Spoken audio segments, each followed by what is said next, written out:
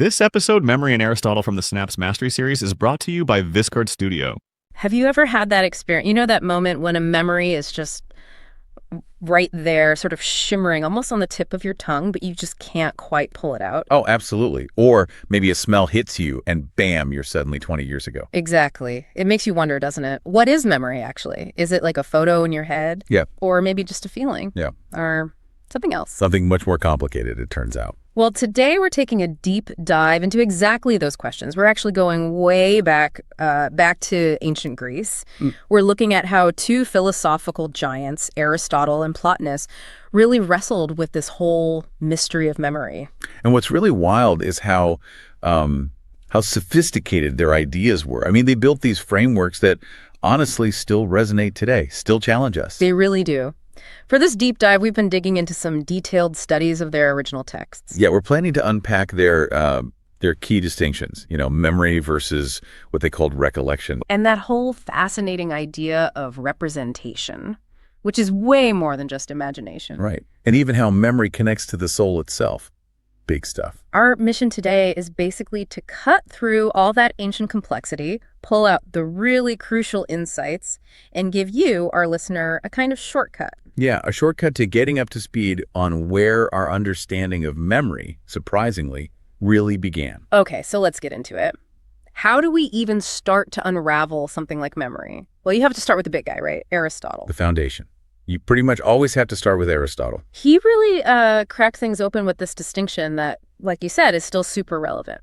He saw memory as, well, something that kind of happens to you. Right, more passive, like a state you're in or something you possess. Yeah, exactly. But recollection, that for him was totally different. That's an intentional action. Like actively searching your mind for something specific you've lost track of. Right, like rummaging through the mental attic. So it challenges our everyday idea that remembering is always, an active thing we do. And that distinction, it leads straight into this really interesting philosophical puzzle, sometimes called the self-memory problem. Okay, what's that? Well, think about it. If you can only remember things that you personally experienced, that implies there's a continuous you, right? A subject, a self, that exists through time.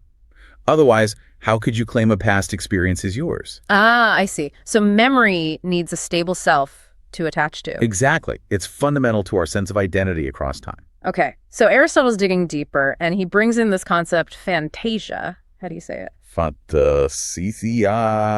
Fantasia. Right. And you often see it translated as imagination, but you're saying that's not quite right. It's more like representation. Yeah, that's a much better way to think about it generally. It's a subtle point, but really important. Why? What's the difference? Well, for Aristotle, this representation isn't just like a mental picture floating around. It's more technical. It's a change which arises from actual perception. A change, like an after effect. Sort of, yeah, like a residue or an echo left over after you actually see or hear something.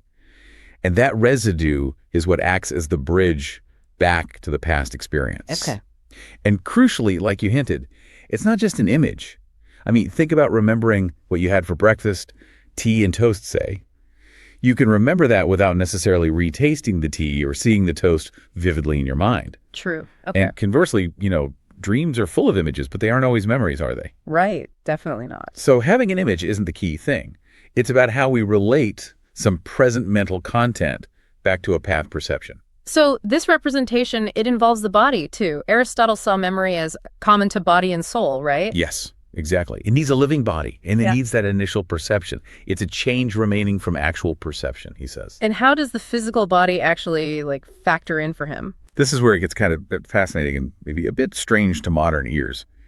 He literally thought the physical state mattered. How so? He argued that infants' bodies are too fluid, too moist, and the elderly's bodies are too dry and hard. And in both cases, the imprint or the seal of perception couldn't stick properly. Like a wax tablet analogy, too soft or too brittle? Precisely that analogy, yeah. Which strongly suggests he thought memory had a real, material basis. It wasn't just purely mental for him. Interesting. And importantly, memory isn't just holding any information. It's tied to your specific past experiences. It's personal, not just knowing facts. So with all these pieces, the representation, the body, the past perception, how did he eventually define memory? What was his final word? Well, he refines it. There's what people call his canonical formula, where he talks about saying in the soul that you heard or saw something before. Okay. But the really tight one is the final definition. Memory is the possession of a representation as an image of that of which it is the representation. Whoa, okay. Unpack that last bit. As an image. Yeah, that little word ace is doing a ton of work there. It means memory isn't just having the representation, the trace. It's the mental act of taking that present trace and consciously regarding it, relating it back to a past event. Ah, so it's an active interpretation. Yeah. I take this current mental thing as a stand-in for that past thing. Exactly. That's how we can make a claim about the past, like that's how it was. It's about actively connecting the present representation to the past perception. We take it that way. Which implies we could also not take it that way, potentially. Precisely. Which leads to your next question, I bet. What about accuracy? Can these representations be wrong? Yeah, exactly. If memory involves this active taking as, how do we know if we're taking it correctly? How do we know if a memory is true? Right. Well, Aristotle acknowledges that representations can be true or false, even though they aren't full judgments or beliefs yet. Our accuracy, or rather our judgment about the memory's accuracy, comes down to our cognitive flexibility, our ability to regard that representation as genuinely stemming from a past perception. So we have some mental leeway. Yeah, we can consciously bring the representation and our sense of the past perception together and say, yep, that matches, that's how it was. Or we can separate them and say, no, this feeling or image doesn't actually connect to that event. It hints at how subjective memory can feel then. Definitely.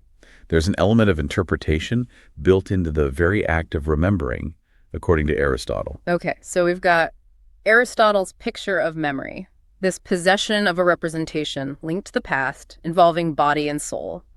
But what about when you're like racking your brain for someone's name, that act of searching? Ah, yes. That brings us to recollection. For Aristotle, that's a whole different ballgame. Not passive possession anymore. Not at all. Recollection is a deliberate, conscious form of search. You're actively trying to find something that isn't currently available to your mind. You're trying to recover it, basically. Exactly. Recover past content. And if you succeed, then you end up in a state of active memory. Recollection leads to memory, if it works.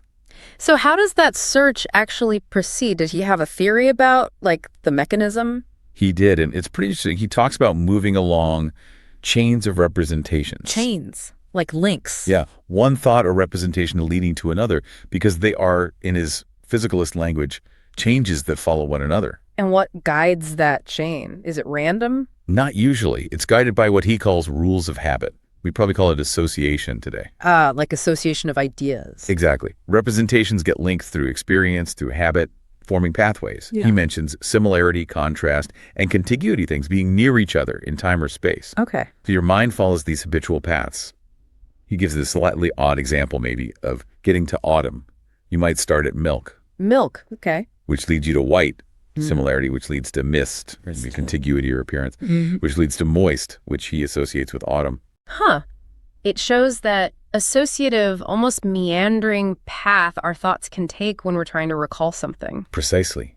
It's about following these connections laid down by your own experiences and habits, your second nature. And it's interesting, too, he apparently noted that even if you intend to recollect something, the actual memory might just pop up by chance during the search. Right. You might be looking for your keys, the intention, but you stumble across a lost photo album, the accidental memory.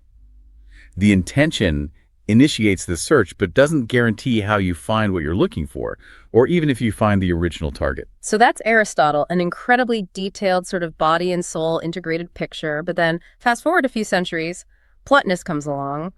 Neoplatonism. And he looks at Aristotle's whole framework, especially the bits about imprints and changes, and basically says, hold on a minute. Yeah, he fundamentally disagreed with the core idea of memory being like static impressions stamped onto a passive soul or mind-body thing, like a wax block. That wax block idea was common then. Oh yeah, very common metaphor. But Plotinus just wasn't buying it. For him, memory wasn't passive storage.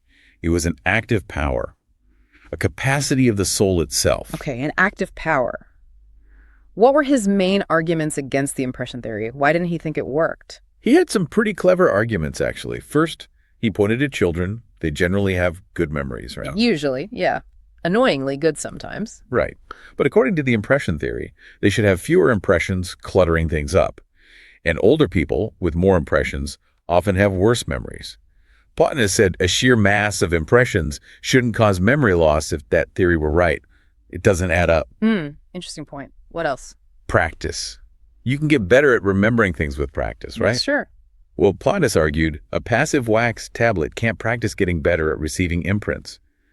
The fact that memory improves with exercise shows it must be an active capacity, a kind of mental readiness that you can train. Okay, that makes sense. Active training implies an active faculty. Exactly. And he also pointed things like memory staying unconscious for ages and then suddenly appearing, or recalling things only partially. Right. If it's just a simple imprint, he thought, it should either be there clearly or not there at all. These phenomena suggest the mind is actively accessing or reconstructing things, not just passively holding static pictures. So if it's not about imprints on a body-soul composite, what is the subject of memory for Plotinus? Where does memory live? For Plotinus, it's absolutely the soul, the higher rational soul primarily. The soul itself. Yes. He stressed that the soul, unlike the physical world, isn't flowing or constantly changing in the material sense.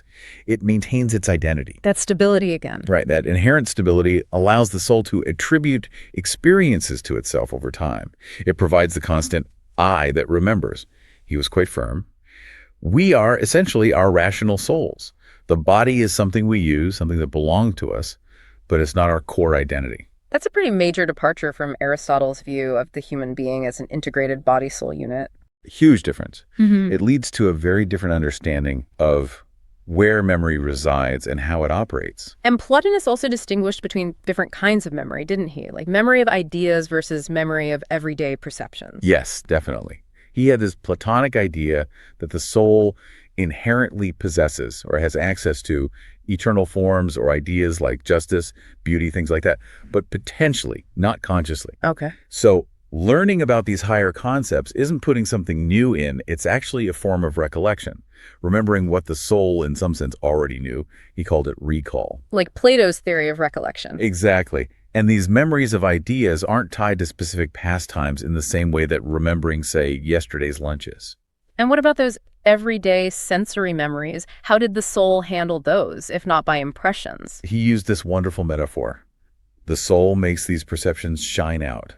It actively illuminates them with its own power. It's not passively receiving, it's actively projecting or holding the memory in its attention. Wow, that's a dynamic image, illumination. Very dynamic. It emphasizes the soul's activity in the process. He also made a point about separating memory from desire, right? Yes, he saw memory as belonging to the representative faculty, the part of the soul that deals with mental representations or contents. Desire is a different function, a different modification of the soul. So remembering something pleasurable isn't the same kind of pleasure as the original event. Exactly. The memory might trigger a feeling, but the memory itself is a cognitive content, held by a different capacity than the one that felt the original pleasure or pain. It maintains that distinction. Now, connecting this to the really big picture, Plotinus even talked about memory after death. That's fascinating. He mentioned two souls. Yeah, this gets into his more metaphysical and psychological framework for the afterlife. He posited that after death, there's a kind of lower aspect, sometimes called the shade. The shade, like in mythology. Sort of, yeah. Yeah. This shade retains memories of the past practical life, often still bound up with the passions and attachments of that life. Earthly stuff. Okay. And the higher soul. The higher rational soul also remembers, but differently. It remembers without the passion, without the emotional turmoil. It retains the content knowledge of friends, family, one city, the kinds of things a virtuous, civilized person would know, but in a detached, purified way. So memory gets filtered, almost cleansed in the higher soul. You could put it that way. And for Plotinus, forgetting certain things, shedding those passionate attachments and worldly trivialities, actually has an ethical purpose. It's part of the soul's purification and ascent. Wow. Forgetting as an ethical act, that's a twist. It is. It really reframes how we think about the value of holding on to every single past detail. It's just incredible seeing these two minds, centuries apart, dissecting something we experience every day. Even with their big differences, there seems to be some common ground, doesn't there? Oh, definitely. I mean, both Aristotle and Plotinus clearly saw memory as way more than just, a mental filing cabinet. Right, much more active. Yeah, they both stress the role of the mind or the soul and the absolute necessity of some form of representation to connect us to the past. And they both fundamentally agreed that there has to be a subject of memory, right? An Ionel doing the remembering. Absolutely critical for both. Memory is personal. It belongs to someone. But those paths definitely diverged when it came to the soul's nature and the role of physical change. That seems like the core disagreement. That's really the crux of it, philosophically. Aristotle sees memory tied up with change. It's a change remaining from perception, happening in the integrated body-soul unit. There's a material dimension. Okay. Plotinus uses some of Aristotle's own ideas about capacities and activities, but argues forcefully for mental activity without any underlying material change in the soul itself. Because the soul is fundamentally unchanging for him. Exactly. For Plotinus, the soul is eternal, immaterial, and its power of memory is dynamic and active, but not dependent on physical impressions or changes within its own substance. It's a profound split in their metaphysics and psychology. And yet, their arguments, their questions, they still feel incredibly relevant. Completely. They're ancient explorations of how we remember, what memory is, how it relates to who we are. These questions haven't gone away. They just show how deep and enduring these philosophical problems are. So we've taken quite a journey today back to ancient Greece. We've explored how Aristotle laid this complex foundation for understanding memory and recollection. Seeing it tied to representation, perception, even the physical body. And then how Plotinus challenged that, arguing for memory as an active, dynamic power of the unchanging soul itself. Moving way beyond simple impressions to focus on the soul's own activity. It really highlights the incredible depth of their thinking, moving past simple ideas into the really complex interactions of mind, body, maybe soul, and our connection to time. Absolutely. So after all that, what's the takeaway for you listening? Here's maybe a final thought to chew on, inspired by Plotinus. If, as he suggests, the soul is and becomes what it remembers, what does that imply about the memories you choose to focus on, the stories you tell yourself about your past? How might actively regarding your own past representations, as Aristotle might say, actually shape the person you are right now and the person you're becoming? That's a powerful thought. What you remember, or how you remember it, literally constructing who you are. Something to definitely mull over until our next deep dive.